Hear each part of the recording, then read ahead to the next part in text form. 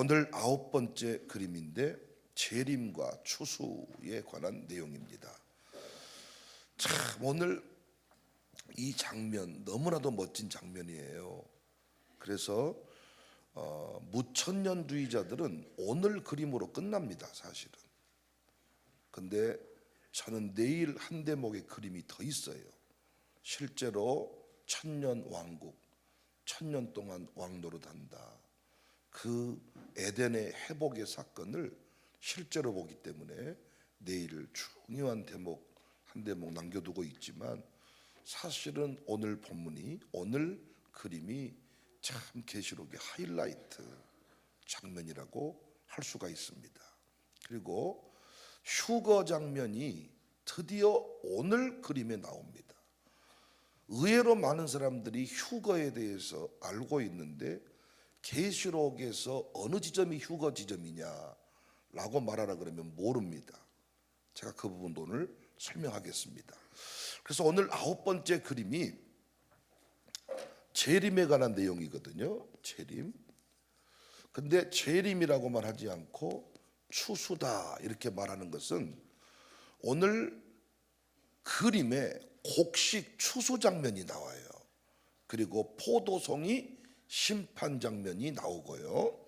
그래서 우리가 재림의 그 영광에 대해서 19장에서 공부할 수 있는데, 19장 내용이 두 내용으로 나눠집니다. 혼인잔치가 나오고, 그리고 새들의 큰 잔치가 나와요. 그 낙인들의 심판의 모습이고요.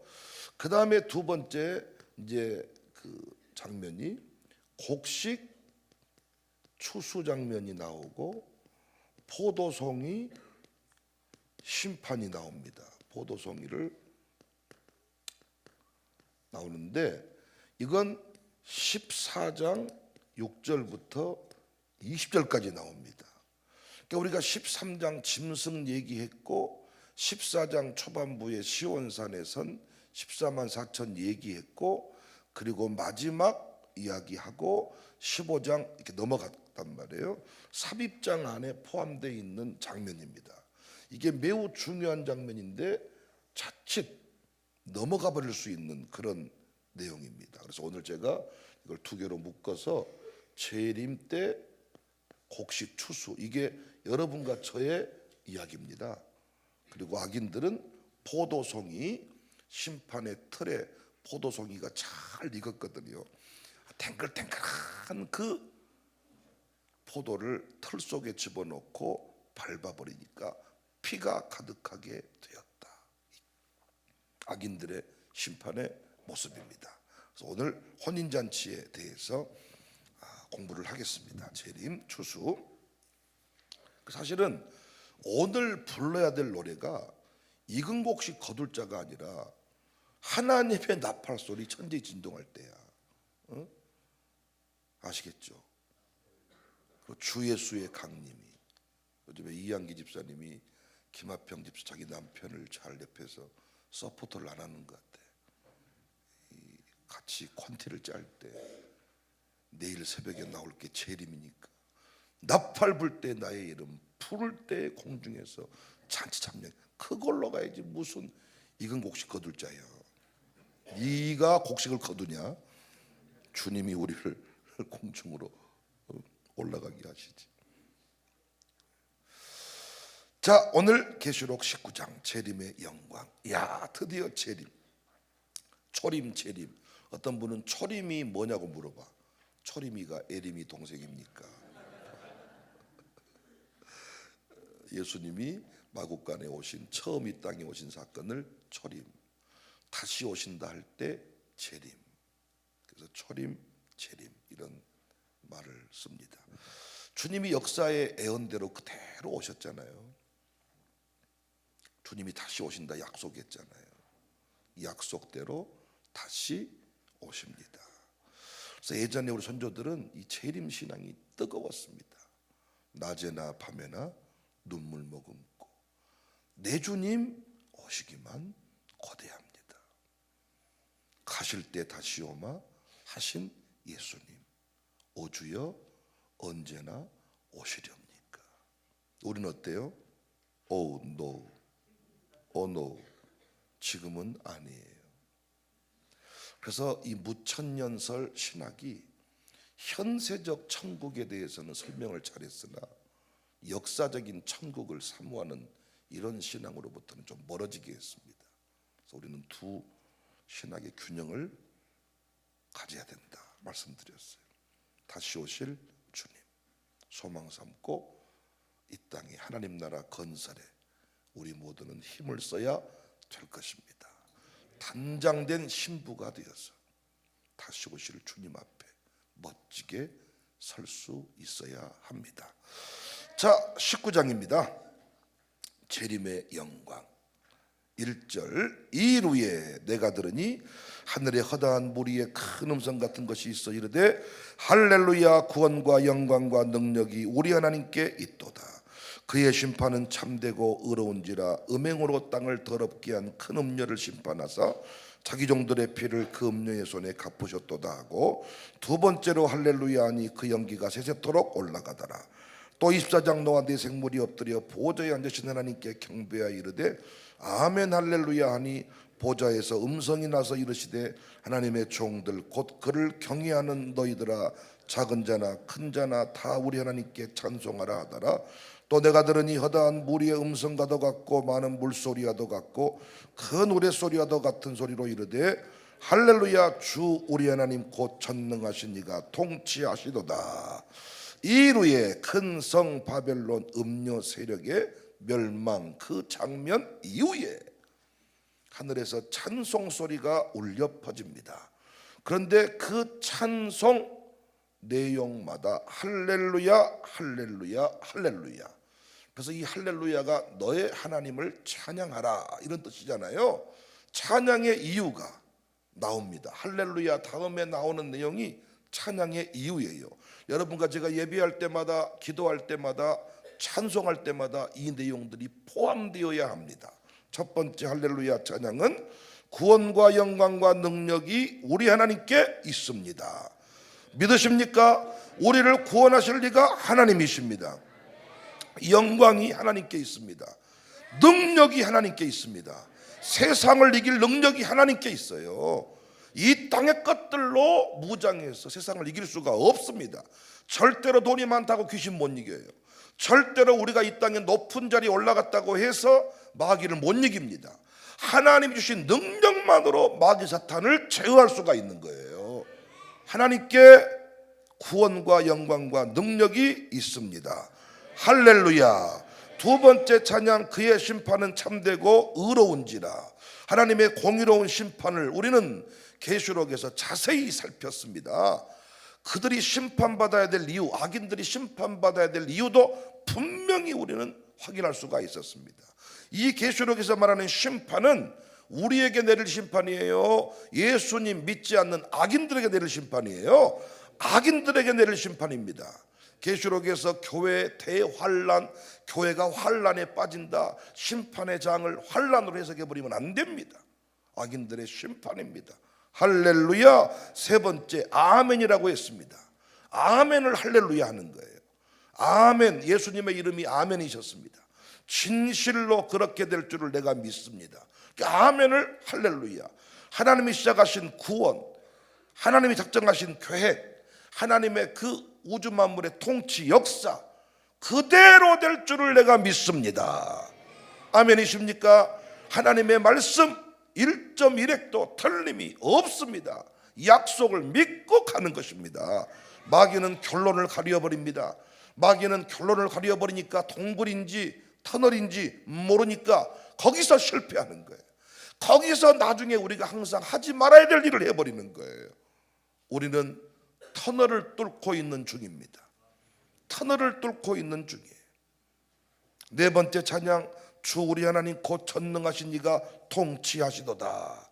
하나님이 지금도 우리 역사를 통치하고 계심을 믿으시기를 바랍니다. 정치인들에 의해서 이 나라 이 민족이 어떻게 움직여지는 것이 아니라 하나님께서 역사하고 하나님께서 이끌어 가신다.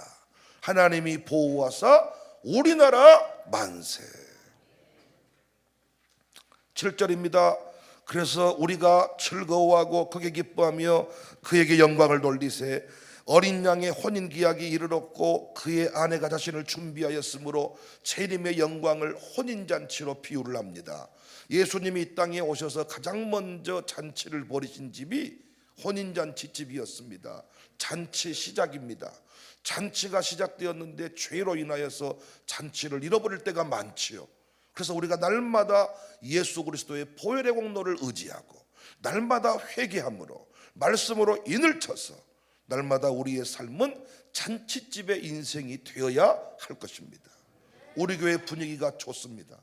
우리 교회 분위기가 의도를 가지고라도 늘 잔치하듯 늘 기쁨을 노래하는 이 교회의 모습 하나님이 기뻐하실 것입니다. 영광을 돌리세. 크게 기뻐해라. 어린 양의 혼인 기약이 이르렀다. 그의 아내가 자신을 준비하였다. 여러분, 이건 유대 민족들의 그 혼인 그 애식 절차를 알아야 풀리는 이야기라 그랬죠. 크게 세 덩어리가 있는데 먼저 신부 집에서의 내용이 있고 신랑 집에서의 내용이 있고 애식이 끝난 후에 잔치 내용이 있어요. 그러니까 여러분과 보통 우리가 청년들도 서로 마음이 동하면 당장 만나지 마라 이렇게 하는데 유대 나라도 이 절차를 잘 지킵니다. 그래서 보통 절기 가운데에서 서로 이렇게 마음에 맞는 이런 상황이 생기면 먼저 이 결혼할 남자 쪽에서 여자 쪽으로 통보를 합니다. 그리고 자기를 가장 잘 변호해 줄 사람을 데리고 그 신부 집으로 갑니다. 그곳에 갈 때 포도주, 그 다음에 하얀 천 이것들을 준비해 가기도 하고 그 집에서 준비해 주기도 하고, 그 신랑은 신부 아버지에게 장인 될 사람한테 자신을 소개합니다. 소개하고 그리고 내가 왜 당신의 딸과 결혼해야 되는지 가문에 대해서 이야기를 합니다. 이 이야기를 듣고 신부 아버지가 허락을 해주면 그곳에서 이 신랑 될 사람이 그 아버지와 신부 앞에서 서약을 하는데 이때 서약서에 포도주를 떨어뜨리는 이런 일들을 하죠. 그래서 이걸 정혼이라 합니다. 정혼. 결혼하지 않았지만 아직 결혼의 효력이 있는. 그럼 이렇게 허락을 받고 신랑은 자기 집으로 돌아와서 열심히 이제 부인 데려올 준비를 해야 돼요. 근데 이때 신부도 이 여자도 이제는 이 남자 집으로 와야 되니까 여기에 가서 살아야 될 여러 가지 것들을 준비합니다. 이때 중요한 게 1년 정도 약속을 하고 오는 거예요. 1년 정도 뒤에 다시 데리러 오겠습니다. 핸드폰이 없는 시대입니다. 그래서 그 1년이라는 정확한 날짜를 모르니까 신부는 항상 신랑이랬다 이렇게 신랑이 신부를 데리러 올 때 동구 밖에서 들러리를 세워서 외칩니다. 왜? 그래야 준비된 신부를 만날 수가 있으니까. 그죠? 그래서 1년 정도 시간을 정하고 가니까 항상 그 시점이 되면 이제 두근거리는 마음을 가지고 기다리는 거예요. 신랑은 이곳에 와서 열심히 그 신랑 아버지, 자기 아버지로부터 인정을 받아야 돼. 이제 너 결혼해도 되겠다. 그래서 열심히 집을 준비합니다. 너 가서 네 신부 데려와. 그러면 이제 가서 신부를 데리러 가요. 신랑이랬다. 신부를 데리고 와서 이제 결혼식을 하죠. 그리고 결혼식을 할 때 첫날 밤을 치룰 때 하얀 천을 깔고 처녀성을 인정을 받아야 돼요. 이것이 그 혼인 잔치입니다. 그래서 예수님께서 내가 너희를 위하여 처소를 예비하러 간다. 그런 말씀들이 다 연결이 됩니다.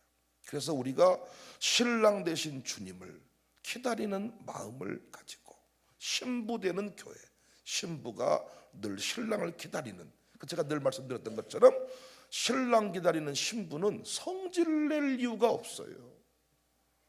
신랑을 기다리는 신부가 두려워 떨어가지고 와 신랑을 잘못 보이면 목 잘려버리면 어쩔까, 지옥불에 던져버리면 어쩔까, 그런 신랑이 그런 결혼식이 어디 있습니까? 그래서 우리가 신랑을 기다리는 신부라는 이름을 가졌으니 우리가 이번에도 미경이 봤잖아요.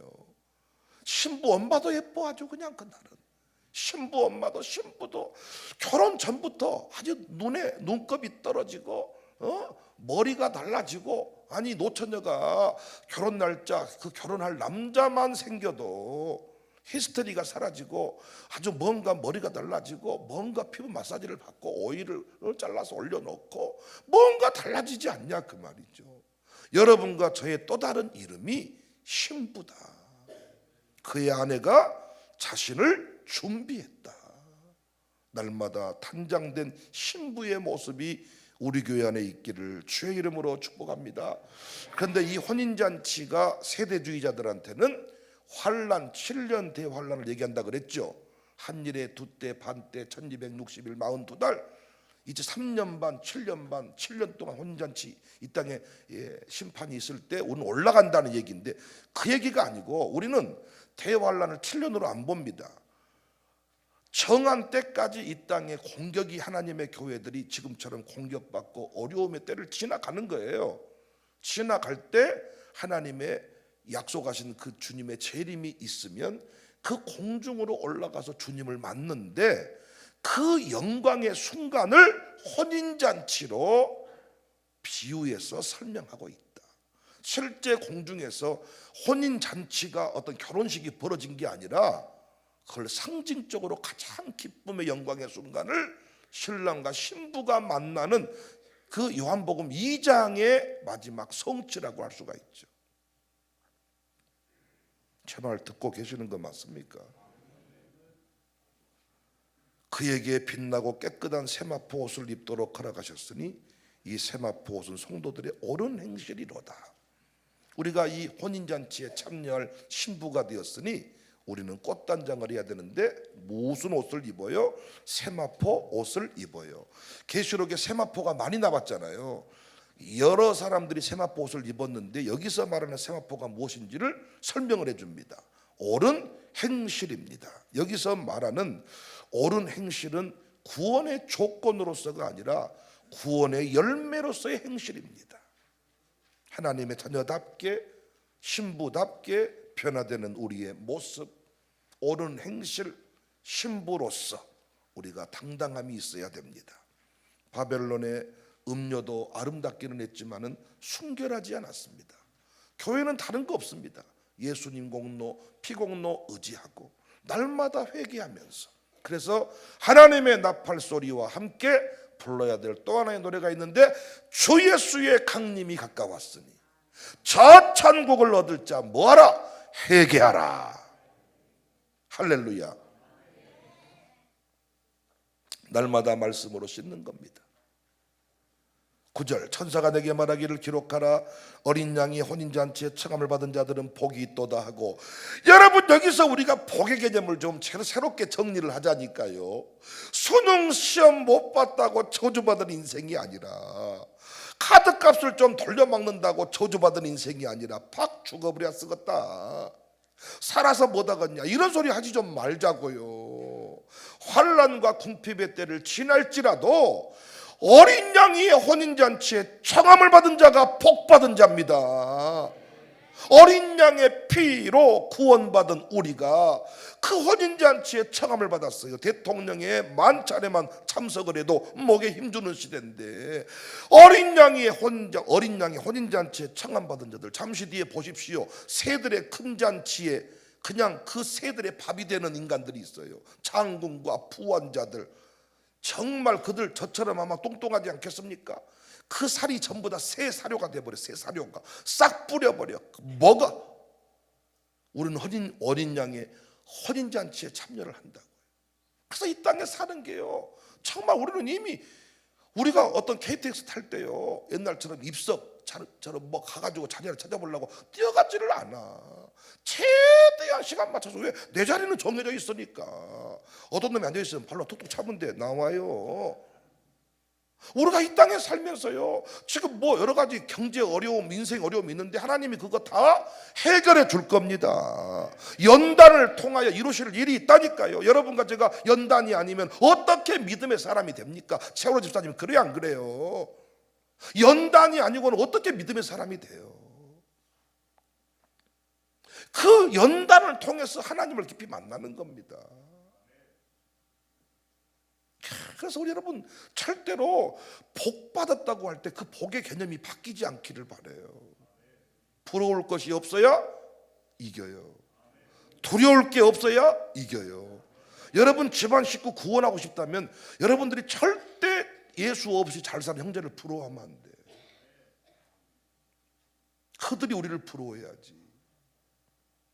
어째 작은아버지네는 우리보다 못 사는데 그렇게 얼굴 때깔이 좋다. 어째 작은아버지네 애들은 학원도 못 보냈는데 이렇게 명문대도 못 나왔는데 그렇게 애들이 당당하다. 어째 내 새끼들은 이렇게 명문대 나왔는데 이렇게 애들이 어리하다. 뭔가 이렇게 삼촌네 식구들은 동생네 식구들은 이렇게 뭔가 좀 병약한데 왜 이렇게 당당하다. 뭔가 좀 내게 말하되 이것은 하나님의 참되신 말씀이다. 내가 그 발 앞에 엎드려 경배하려 하니 그가 나에게 말하기를 나는 너와 및 예수의 증언을 받은 내 형제들과 같이 된 종이니. 하여튼 요한은 헷가닥해 불어요. 심심하면 엎드려 절해버리려고 그럽니다. 그러니까 나에게 하지 말고 하나님께 경배해라. 예수님의 증언은 애언의 영이다. 이 모든 것들이 그동안 예수님께 받았던 말씀과 다른 게 아니다. 난 여러분과 제가 이 교회를 섬길 때 항상 좀 이런 요한처럼 헷가닥한 정신으로 하여튼 막 좀 이렇게 맨정신으로 살기보다는 좀 미쳐서 살아야 되지 않겠는가. 19장 11절입니다. 또 내가 하늘이 열린 것을 보니 보라 백마와 그것을 탄 자가 있으니 그 이름은 충신과 진실이라. 그가 공의로 심판하여 싸우더라. 영광의 예수님이 재림의 그 장면, 마지막 순간, 재림의 순간을 지금 보여주는 겁니다. 이 재림, 그토록 우리가 중요하게 여기는 재림. 하늘이 열린 것을 보니 백마와 그것을 탄 자가 있으니 그 이름은 충신과 진실이라. 공의로 심판하며 싸우더라. 여기서 백마 탄 자 나오잖아요. 그래서 계시록 6장에 흰말 탄 자를 황제로 보지 않고 예수님이다 이렇게 해석하는 자들이 있는데 전혀 문맥상 안 맞다 그랬죠. 요한이 본 예수님 모습은 크게 세 가지인데, 예수님이 7뼈를 붙드시고 촛대 사이에 계시는 예수님을 봤어요. 여러분도 이 예수님을 정확하게 만날 수 있기를 바랍니다. 하나님의 종들을 오른손으로 붙잡고 계시는 예수님, 7 금촛대 사이를 거니시는 예수님, 영광의 통치자 예수님을 보았습니다. 두 번째 본 게 하늘에 계셨는데 죽임을 당한 어린 양 같았어요. 우편 보좌에서 경배받으실 예수님, 충보자 예수님 보았죠. 세 번째, 백마를 타고 싸우시는 예수님, 승리의 왕, 만왕의 왕. 그 이름은 충신과 진실이라. 공의로 심판하며 싸우더라. 충신은 끝까지 지켜낸, 끝까지 완성한 자. 진실, 진리를 말합니다. 싸우더라. 옛날에도 싸웠고 지금도 싸우고 앞으로도 싸울 것이라는 개념인데, 오늘 본문의 이 싸움은 마지막 싸움. 지금도 주님은 우리를 위하여 싸우고 계십니다. 싸움의 마지막 순간. 그래서 여러분과 제가 신앙생활은 무엇이다? 전쟁이다. 하늘 전쟁이다. 싸움, 전쟁. 그래서 마지막에 재림의 순간도 어린 양의 군대의 모습으로 나타나. 군대. 그러니까 교회가요 그냥 유람선 타고 놀러 다니는 형태로 흘러가면 안 되는 겁니다. 저희 교회 일사불란함의 정신이 맞습니다. 마지막 재림의 순간에도 뭘로 보여줘요? 어린 양의 군대, 싸워서 이기는 백마 타고 오시는 승리의 예수님의 모습으로 보여주잖아요.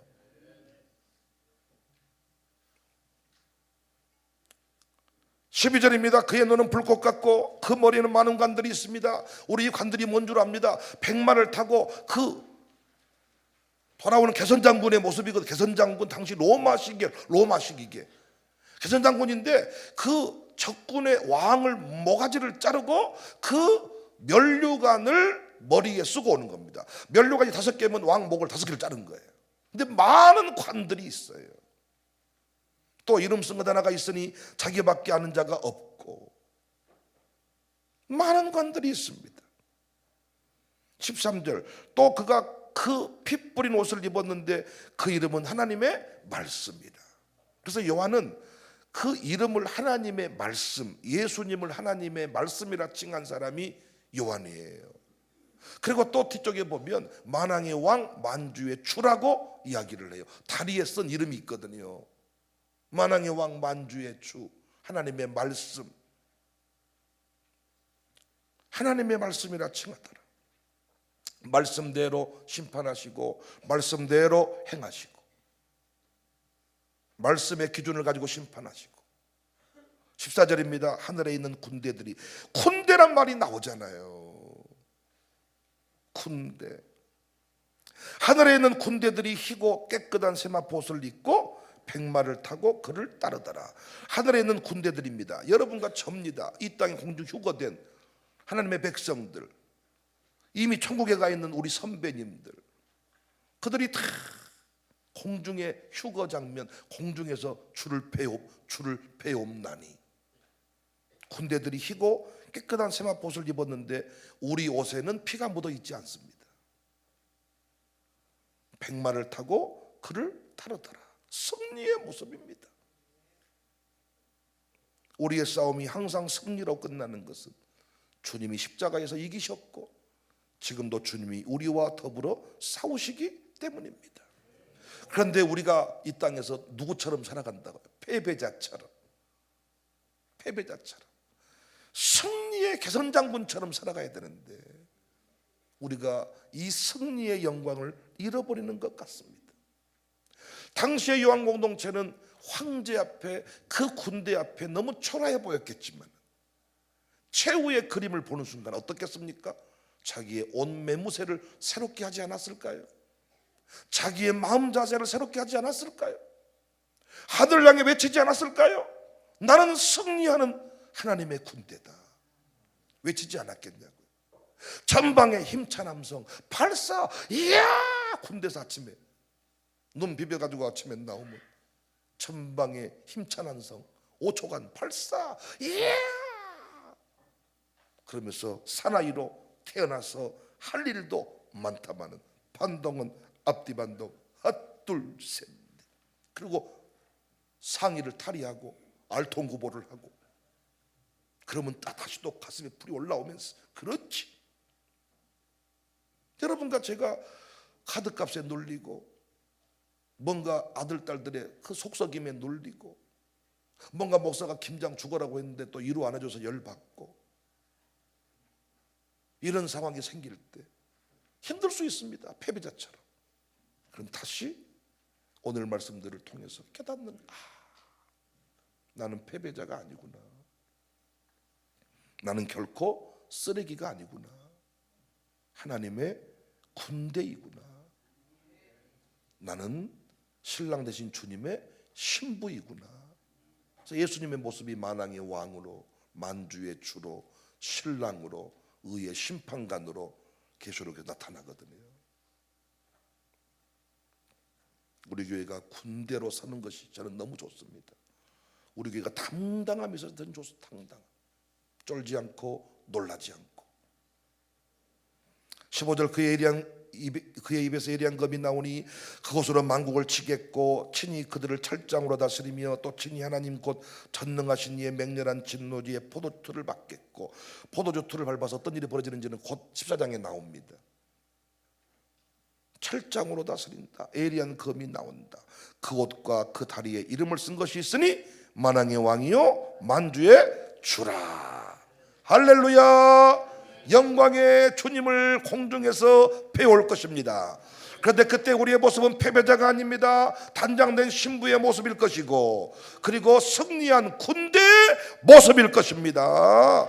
할렐루야. 뻔뻔뻔뻔뻔뻔뻔뻔뻔뻔 이 있잖아, 이거. 뻔뻔뻔뻔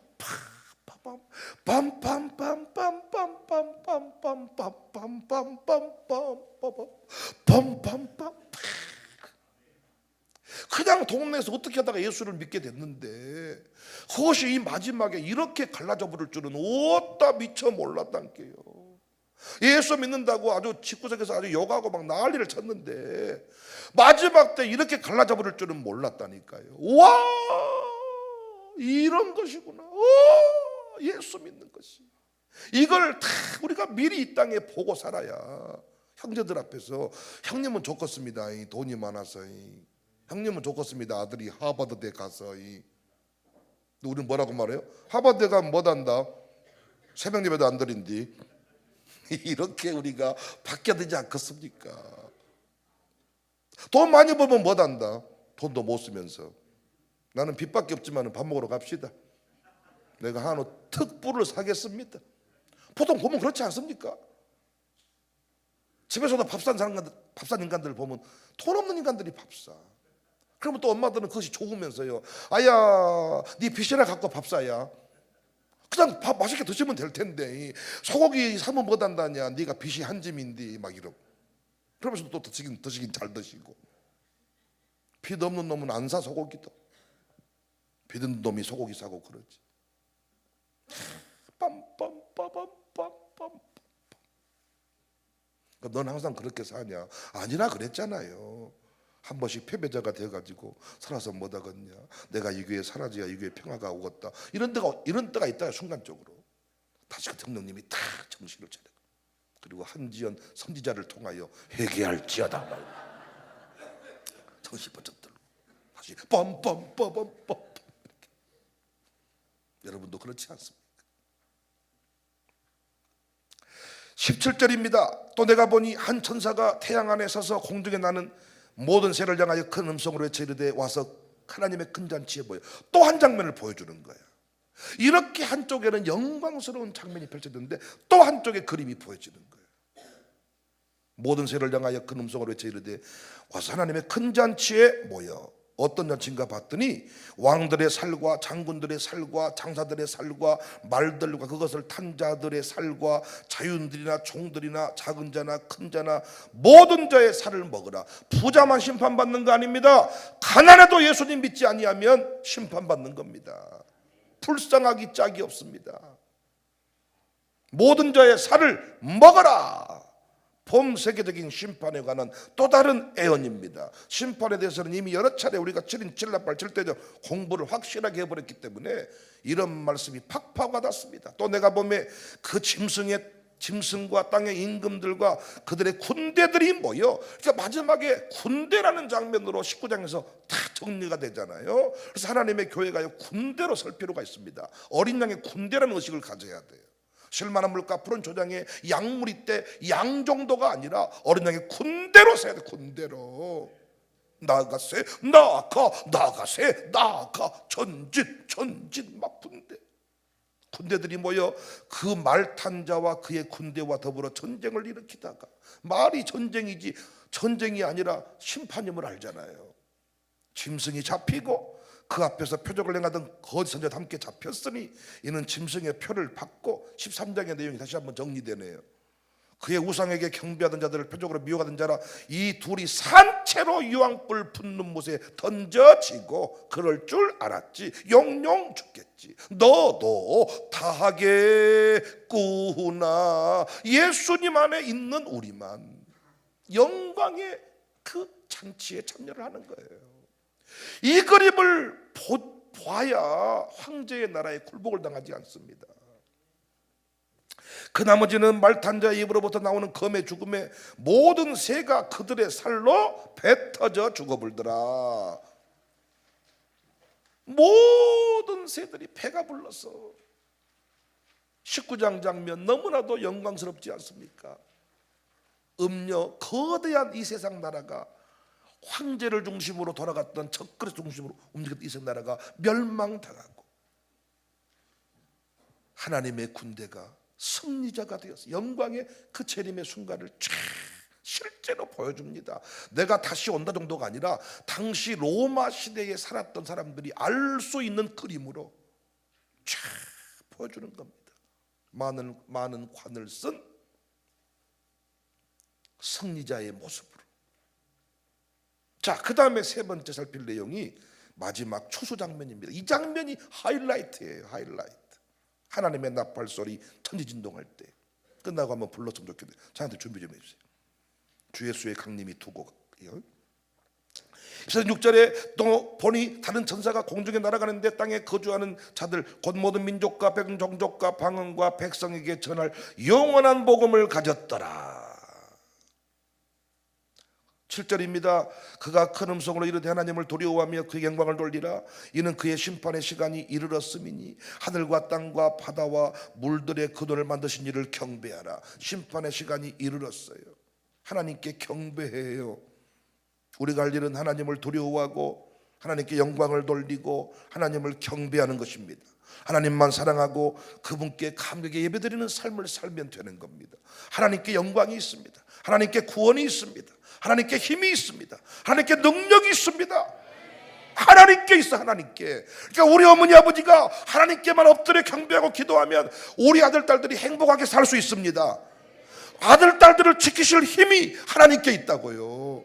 하나님이 내 아들 딸을 지켜주실 겁니다. 하나님께 영광을 돌릴지어다. 또 다른 천사 곧 둘째가 그 뒤를 따라 말하되 무너졌도다 큰 성 바벨론이여 모든 나라에게 그의 음행으로 말미암아 진노의 포도주를 먹이던 자로다. 오늘은 이 내용 어렵지 않습니다. 9절 또 다른 천사 곧 셋째가 그 뒤를 따라 큰 음성으로 이르되 만일 누구든지 짐승과 그의 우상에 경배하고 이마에나 손에 표를 받으면 그도 하나님의 진노의 포도주를 마시리니 그 진노의 잔에 섞인 것이 없이 부은 포도주라. 거룩한 천사들 앞과 어린 양 앞에서 불과 유황으로 고난을 받으리니 그 고난의 연기가 새도록 올라가리로다. 짐승과 그의 우상에 경배하고 그의 이름 표를 받은 자는 누구든지 밤낮 씹으렀지 못하리라. 짐승과 우상에게 경배하고 이마에나 손에 표를 받은 사람 진노의 포도주를 마시게 되고 불과 유황으로 고난을 받게 되고 밤낮 쉼을 얻지 못해요. 근데 우리는 표를 받을 수 있다 없다? 짐승의 통제권에 들어간다 못 들어간다? 못 들어간다. 왜? 14만 4천 주의 종이 두 증인이 굵은 베옷을 1260일 동안 들들들 볶아버리기 때문에 여러분을 끝까지 여러분 곁에서 여러분과 함께 선지자들이 여러분들을 지켜낼 것이기 때문에 여러분이 지금 연말돼서 이렇게 편하게 살고 싶은데 들들들 볶아버리잖아요. 아주 이렇게 여러분 끝까지 말씀으로 인쳐버려요. 여러분은 그래서요 인쳐버렸기 때문에 말씀을 알아버리기 때문에 미혹을 당할 수가 없어요. 알아버리기 때문에 이미 내 안에 진리의 영이 분별해버리기 때문에. 12절 성도들의 인내가 여기 있으니 그들 하나님의 계명과 예수에 대한 믿음을 지키는 자니라. 여러분과 제가 끝까지 신앙생활할 때 인내의 자세, 인내하면 입술을 다물고 인내하면 분노하지 말자, 흥분하지 말자, 헐리우드 액션을 부리지 말자. 인내하면 믿음을 지킨다. 하나님의 계명과 믿음을 지키는 자니라. 내가 들으니 하늘에서 음성이 나서 이르되 기록하라. 지금 이후로 주 안에 죽은 자들은 복이 있도다 하시매 성령이 이르시되 그러하다. 그들이 수고를 그치고 쉬리니 이는 그들의 행한 일이 따름이라 하더라. 여러분과 저의 일이요 멈출 때가 옵니다. 수고를 쉴 때가 온다고요. 한 번 일하는 겁니다. 한 번. 올해 김장도 올해가 마지막일 수 있습니다. 어떤 사람에게는 뭐든지 인생이 한 번 하는 겁니다. 한 번 쓰임 받다 가는 겁니다. 끝날 그날이 있으니 내게 주어진 그 영광을 끝까지 잘 감당하자. 14절입니다. 또 내가 보니 흰 구름이 있고 구름 위에 인자와 같은 이가 앉으셨는데 그 머리에는 금면류관이 있고 그 손에는 예리한 낫을 가졌더라. 여기 예리한 낫을 가졌다고 하니까 이걸 심판으로 해석을 하는데 아닙니다. 곡식 추수 장면입니다. 흰 구름이 있고 인자 같은 이가 앉으셔 그 머리에는 금면류관이 있다. 예수님을 말해요. 여기서 이 낫을 70인경으로 70인역으로 보면요 두루마리라는 말과 낫이라는 말이 같이 쓰이는데 여기 본문의 문맥상에는 여기 낫이 아니라 두루마리로 그러니까 예리한 말씀을 가졌더라. 말씀의 검으로 말씀으로 우리가 마지막에 심판하시고 말씀대로 이루어진다. 그러니까 여기서 말씀으로 번역을 하면 좋았겠다 싶습니다. 또 다른 천사가 성전으로 나와 구름 위에 앉은 이를 향하여 큰 음성으로 외쳐 이르되 당신의 낫을 휘둘러 거두소서. 예수님임을 알 수 있죠. 천사가 당신의 낫을 휘둘러 거두소서. 땅의 곡식이 다 익어 거둘 때가 이르렀습니다. 땅의 곡식이 거둘 때가 이르렀음입니다. 당신의 낫을 휘둘러 거두소서.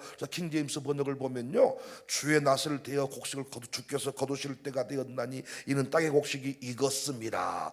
다 익어 거둘 때가 이르렀다. 여기 익었다는 말을 할 때 크시레노인데 원문으로 보면 피폐해지다. 이건 들판이 휘어졌다. 곡식 때가 되면요 다 논에 물을 빼고 다 말리기 때문에 세상이 다 잡풀들부터 다 말라요. 싹 마르고 이 곡식만 남았다. 피폐해진 세상 가운데서 곡식만 남았다. 이걸 강조하기 위해서 피폐해지다 이 크시레로라는 단어를 쓴 겁니다. 그런데 조금 이따 포도송이는요 이크만이다. 아주 그냥 탱글탱글한 모습을 보여주는 거예요. 악이 무르익었다는 것을 보여주는 겁니다. 세상이 싹 말라 비틀어질 때 곡식만 남았다. 추수 때를 기억하시면 될 것 같습니다. 이때 보세요. 이제 거둘때가 이렇습니다. 이제 드디어 휴거 장면이 나옵니다. 구름 위에 안주시가 낫을 땅에 휘두르매 땅의 곡식이 거두어지니라. 익은 곡식 거둘 자. 이 익은 곡식이 거두어지는 이 순간이 나팔 불 때 나의 이름 부를 때 공중 혼인잔치 참여하겠네. 그 장면, 이게 바울은 추수라는 이미지를 사용하지 않았지만은 데살로니가서 4장 16절에 주께서 호령과 천사장의 소리와 하나님의 나팔 소리로 친히 하늘로부터 강림하시리니 그리스도 안에서 죽은 자들이 먼저 일어나고 첫째 부활, 이대로 공부할 겁니다.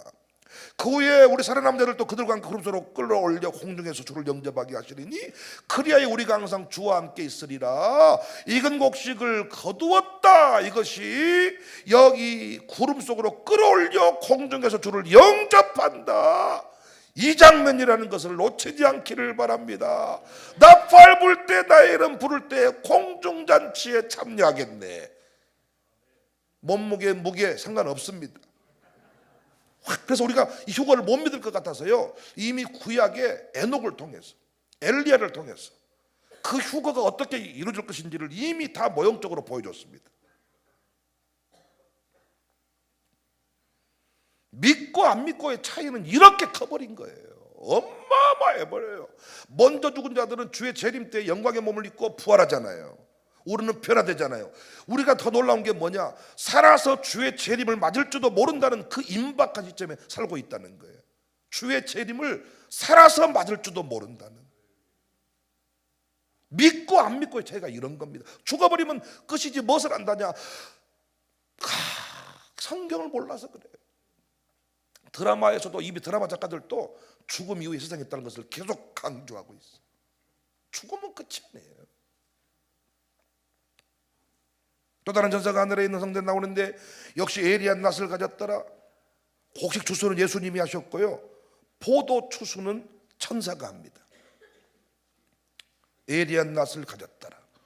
하나님 아버지로부터 보냄받은 사역의 대행자. 불을 다스리는 천사가 제단으로부터 나와 예리한 낫 가진 자를 향하여 큰 음성으로 불러 이르되 내 예리한 낫을 휘둘러 땅의 포도송이를 거두라. 그 포도가 익었느니라. 불을 다스리는 천사, 심판을 묘사할 때 등장하는 관례적인 용법인데 낫을 휘두릅니다. 하나님이 말씀을 보낸 겁니다. 말씀을 중심으로 두 종류의 삶, 추수와 심판으로 갈라져요. 말씀 앞에 추수와 심판. 우리는 추수입니다. 포도가 익었느니라. 익었다는 이크만이다. 꽃이 절정에 이른 상태, 탱글탱글한 상태, 아주 그냥 아주 무르익은 상태입니다. 그 다음 과정이 매우 중요합니다. 꽃이 아주 피어졌다. 아주 이게 그러면 이제 진다는 것을 말하고 있는 거예요. 진다는 것을. 그리고 포도송이는요, 포도주를 만들기 위해서는 그것을 틀 속에 집어넣고 그 포도주를 끓여야 됩니다. 그래야 거기서 즙이 나옵니다, 여러분. 체개버린 돌. 그래서 예전에 한약 같은 거 짤 때 막 은천도가 체개버리는 것입니다. 그냥 심판한다 말하지 않고 우리 전라도 느낌이 팍팍 나도록 주님은 말씀해 주셨습니다. 체개해버린다. 꺾어버린다. 머리통을 박살내버릴 것이다. 천사가 낫을 땅에 휘둘러 땅의 포도를 거두 하나님의 진노의 포도주 틀에 던짐에, 그래서 옛날에 그 시골에서 보면 이렇게 막 돌려가지고 저도 막 그래서 막 저는 농사는 안 지었지만 잘 아는 여러분은 잘 모르시네요. 그런 것을요. 성 밖에서 그 틀이 밟히니 틀에서 피가 나서 말굴레까지 닿았고 1600 스타디온에 퍼졌더라. 피가 그만큼 높이까지 튀어타는 것인데 1600 스타디온은 약 290에서 320km 정도 되는 거리를 말합니다. 하나님의 진노의 포도주를 이 새들의 큰 잔치가 얼마나 엄청난 심판인지를.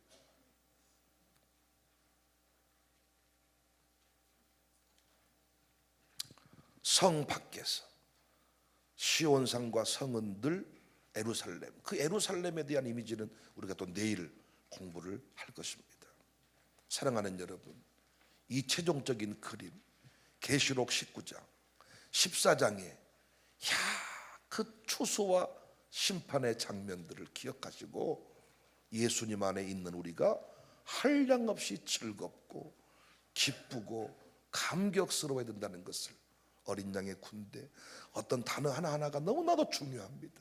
이 마지막 장면 놓치지 않고 오늘 또 영광의 신부로 어린 양의 군대로 개선장군처럼 살아갈 수 있기를 주님의 이름으로 축복합니다.